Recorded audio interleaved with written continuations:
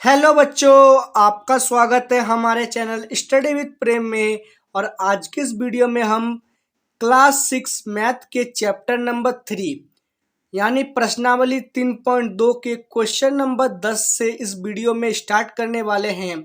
और पिछले वाले वीडियो में हम लोगों ने जो है क्वेश्चन नंबर 9 तक के सारे आंसरों को देख लिया है। अगर आपने उस वीडियो को नहीं देखा तो जल्दी से जाके उस वीडियो को पहले आप लोग देख लीजिए, ठीक है। तो क्वेश्चन नंबर 10 है हम लोग का यहाँ पर, निम्नलिखित संख्याओं में से प्रत्येक को 3 अभाज्य संख्याओं के योग के रूप में व्यक्त कीजिए। मतलब हम लोग को यहाँ पर कुछ संख्या दिया हुआ है, ठीक है। इनको हम लोग को ऐसे व्यक्त करना है कि ये अभाज्य संख्या, मतलब यहाँ पर 21 है ना, तो 21 जो है एक भाज्य संख्या है, ठीक है। इसको हम लोग को 3 अभाज्य संख्याओं के योग के रूप में लिखना है। तो हम लोग इसको कैसे लिखेंगे, तो इसका जो है एक शॉर्ट ट्रिक होता है, ठीक है। तो हम लोग यहाँ पर लिखेंगे हल। क्या लिखेंगे? हल लिखेंगे। हल लिखने के बाद हम लोग इसको जो है 3 भाग में तोड़ देंगे। पहले भाग में तोड़ेंगे इसको 3 + 5 + 13। तो हम लोगों ने जो है प्रत्येक को 3 अभाज्य संख्याओं के योग के रूप में लिखी है। तो हम लोगों ने जो है इसको 3 अभाज्य संख्याओं के योग के रूप में लिख दिया है, पहला, दूसरा और तीसरा। तो 3 हो गया। और अगर आप इसको जोड़ते हैं तो 3 और 5 8 और 8 और 13 हो गया आपका 21। तो इसी प्रकार जो है आपको सारे क्वेश्चनों के आंसर को बनाना है। और 3 मतलब कोई संख्या दिया हुआ रहेगा, ठीक है। उसको अगर आपको बोलता है कि 3 अभाज्य संख्याओं के योग के रूप में व्यक्त कीजिए, तो आपको जो है तीनों अभाज्य संख्याओं को लिखना है। और उन्हीं संख्याओं को लिखना है जिनको जोड़ने के बाद आपको वो संख्या प्राप्त हो जिसको आपको क्वेश्चन में पूछा जा रहा है, ठीक है। हम लोग को यहाँ पर 21 पूछ रहा था, हम लोगों ने लिख दिया 3 और 5 8 और प्लस 13 यानी कि 21। फिर उसके बाद है आपका 31। तो 31 को हम लोग कैसे लिखेंगे, तो 31 को लिखने का भी एक ट्रिक होता है। वो ट्रिक है आपका 3 + 5 + 23। 3 + 5 + 23, इसको अगर हम लोग जोड़ते हैं तो हम लोग को 31 प्राप्त होता है, ठीक है। और इसी प्रकार जो है आपको आगे भी बनाना है, 3 अभाज्य संख्याओं के रूप में लिखना है। ये सी नंबर जो है इसका भी हम लोग हल लिख लेते हैं 53 को। तो 53 को हम लोग किस प्रकार लिखेंगे कि तीनों अभाज्य संख्याओं में किस प्रकार लिखेंगे, तो हम लोग लिखेंगे, पहला लिखेंगे 13 + 17 + 23। इसको हम लोग इस प्रकार लिख सकते हैं, 13 + 17 + 23।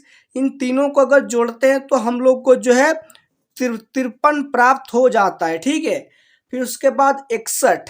तो 61 को हम लोग किस प्रकार लिखेंगे, ये आप लोग बताइए।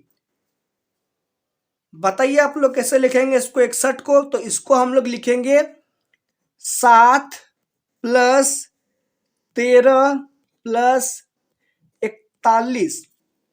इसको हम लोग इस प्रकार लिखेंगे। अगर हम लोग इसको जोड़ते हैं तो हम लोग को जो है 61 प्राप्त होता है, ठीक है। इसी प्रकार जो है आपको इस तरह के क्वेश्चन पूछेगा तो आपको आंसर इसी तरह लिखना है। आपको एकदम आसानी से आप लोग जो है सारे क्वेश्चनों को बना सकिएगा, ठीक है। क्वेश्चन नंबर 10 यहाँ पर हम लोग का क्लियर हो गया है। फिर क्वेश्चन नंबर देखते हैं 11। तो क्वेश्चन नंबर 11 है, 20 से छोटी अभाज्य संख्याओं के ऐसे 5 युग्म लिखिए जिनका योग 5 से विभाज्य हो।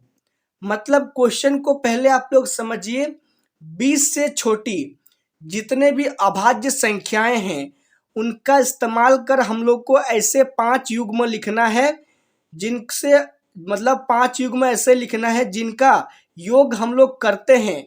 फिर हम लोग जो है वो योग करने के बाद वो योग 5 से विभाज्य यानी 5 से कट जाए, ठीक है। उसी के आधार पर हम लोग को जो है उसका योग बनाना है।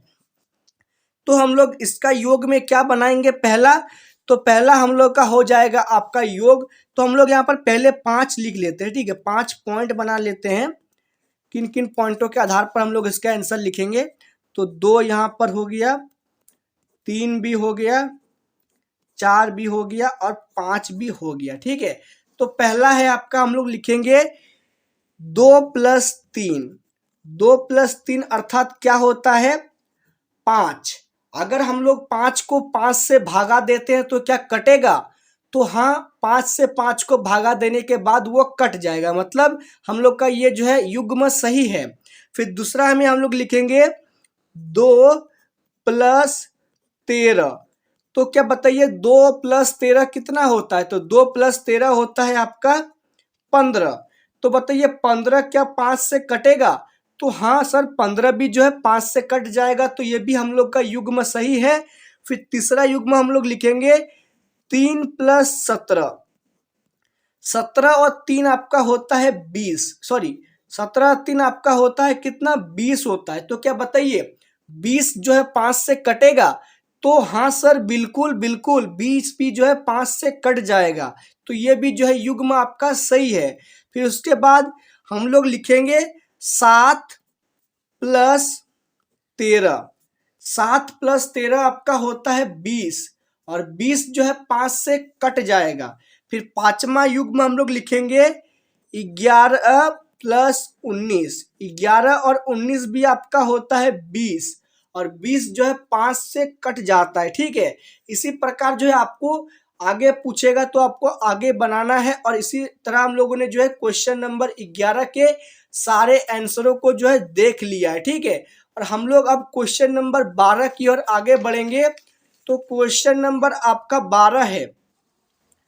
क्वेश्चन नंबर 12 का पहले क्वेश्चन पढ़िए, निम्न में रिक्त स्थानों को भरिए। मतलब हम लोग को जो है ना यहाँ पर कुछ खाली स्थानों को भरना है। ठीक है, तो पहले हम लोग क्वेश्चन को पढ़ेंगे और उसी के हिसाब से खाली स्थानों में सही शब्द या सही वाक्यों को भरेंगे, जो जो सही होगा। तो पहला है, एक संख्या जिसके केवल 2 गुणनखंड हो एक डैश कहलाती है। मतलब वो संख्या जिसके केवल 2 गुणनखंड होते हैं उनको क्या कहते हैं, उनको हम लोग कहते हैं अभाज्य संख्या। ये मैंने आपको शुरू के क्लासेस में ही बताया था, जो केवल स्वयं से और एक से कटे या उसके 2 गुणनखंड हो उनको जो है अभाज्य संख्या कहते हैं। ठीक है, और भाज्य संख्या किसको कहेंगे, जिसके 2 या 2 से अधिक हो। फिर एक क्लियर है। फिर बी नंबर देखिए, बी नंबर में है, वो संख्या जिसके 2 से अधिक गुणनखंड हो एक डैश कहलाती है। मतलब जिसके 2 से अधिक गुणनखंड होते हैं उनको हम लोग कहते हैं भाज्य संख्या। क्या कहते हैं उनको, भाज्य संख्या कहते हैं। भाज्य संख्या में मैंने आपको क्या बताया था, याद कीजिए, वे संख्याएं जो 2 या 2 से अधिक संख्याओं से कटती है या भाग हो जाती है उनको जो है भाज्य संख्याएं कहते हैं। ठीक है, फिर आपका सी नंबर में है, एक ना तो डैश है और ना ही डैश। मतलब एक जो है संख्या एक वो क्या है, तो जो संख्या एक है ना वो आपका ना अभाज्य संख्या है। लिख लेते हैं पहले अभाज्य संख्या और कोमा में भाज्य संख्या। मतलब जो संख्या एक है ना वो ना ही भाज्य है और ना ही अभाज्य। तो यहाँ पर लोग यहाँ पर लिखिएगा अभाज्य और यहाँ पर लिख दीजिए खाली स्थान में भाज्य। ठीक है, तो क्वेश्चन नंबर सी भी यहाँ पर हम लोग का क्लियर है। फिर क्वेश्चन नंबर डी देखते हैं, सबसे छोटी अभाज्य संख्या डैश है। तो सबसे छोटी अभाज्य संख्या कौन सी होती है, आप लोग बताइए। सबसे छोटी अभाज्य संख्याएं कई बच्चे बोलेंगे कि हो जाएगा सर 2, लेकिन 2 जो है सबसे छोटी अभाज्य संख्या होगा। आप लोग ये बिल्कुल सही बता रहे हैं। ठीक है, सबसे छोटी अभाज्य संख्याएं होती है आपका 2। तो यहाँ पर खाली स्थान में आप लोग क्या लिख दीजिएगा, 2 लिख दीजिएगा। ठीक है, फिर उसके बाद ई नंबर है, सबसे छोटी भाज्य संख्या है। सबसे छोटी भाज्य संख्या में भी कुछ बच्चे कहेंगे कि सर 2 होगा, लेकिन मैं बता दूं कि सबसे छोटी भाज्य संख्याएं आपका होता है 4, क्योंकि 2 जो है ना वो सबसे छोटी अभाज्य नहीं बल्कि अभाज्य है, क्योंकि वो दो से ही कटते, मतलब दो जो है केवल एक से और स्वयं से ही कटता है, उसके केवल दो गुणनखंड होते हैं, ठीक है। जबकि चार के जो है दो से अधिक गुणनखंड होते हैं, तो यहाँ पर चार लिख देंगे हम लोग आंसर, ठीक है। फिर उसके बाद एफ नंबर, ई के बाद आपका आएगा एफ नंबर, सबसे छोटी सम संख्या डैश है, मतलब सबसे छोटी सम संख्या कौन सी है, तो आपका हो जाएगा दो। दो जो है सबसे छोटी सम संख्या है और सबसे छोटी विषम संख्या आपका हो जाएगा एक। सम संख्याएं उन संख्याओं को कहते हैं जो दो से कट जाती हैं या भाग हो जाती हैं, ठीक है। और विषम संख्याएं उनको कहते हैं जो दो से भाग नहीं होती है और ना ही कटती है। इसी प्रकार जो है हम लोगों ने क्वेश्चन नंबर 12 के सारे आंसरों को देख लिया है। आप जो है एक एक करके सारे आंसरों को जो है अपने कॉपी में नोट करते हुए चलिए, और इसी के साथ आपका जो है 3.2 पूरी तरह समाप्त होता है। और आगे आने वाले वीडियोस में जो है हम लोग 3.3 के क्वेश्चन आंसर को देखने वाले हैं। तो आज के लिए बस इतना ही, मिलते हैं आपके साथ किसी नेक्स्ट वीडियो में। धन्यवाद।